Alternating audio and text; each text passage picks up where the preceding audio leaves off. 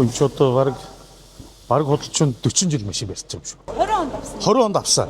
Нийт ер нь хэдэн километр байсан? Монголыг бүгдийг тойрсон шүү дээ. 70 мянган майл явсан машин байсан. Энэ машин. Тэгээ одоо 170 мянга болчиход байна. Тухайн үедээ анх авчаалаа. Таны Сэтгэл ханамжийн баталгаа энэ ч мундаг байлгүй яг. Тэгээд дахиад авах гээд ирж байгаа биз дээ. сэтгэлийн солиулж байгаа. Одоо наадахаас солиулж байна. Янз бүрийн л дугуй хэрэгжилж ирсэн. Гэхдээ ийм одоо Максис шиг сэтгэл үйлцэн дугуй байхгүй. Төлөө сольж ийн үеийг энийг гэж Үгүй яг энэ имтеразер сайн дугуй байна. Асуудал алга.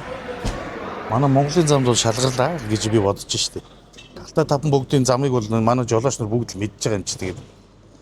Алтай таван богч бас шалгадаг зам штеп. Хэн нийлэглээ юм бэ? Хаграагүй.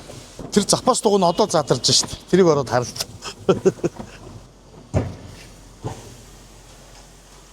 Максисээс өмнө юу би чинь нэг тавьж үтсэн тэгээд нэг хөдөө явж ирээ бөөрөө сет татаа тэгээд Максисийг тавьсан.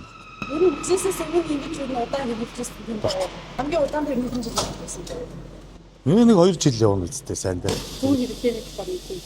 Тий, ер нь бол улиралд нь тийм ээ.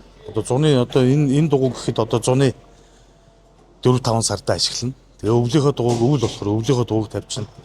Тэгэх юм бол ер нь тэгээд ил чиг дугундаач гамтай. Дугуй сонгож хэлсэн байлаа. Тэгээд бас ингэж тааж байгаа. Баярлалаа. За.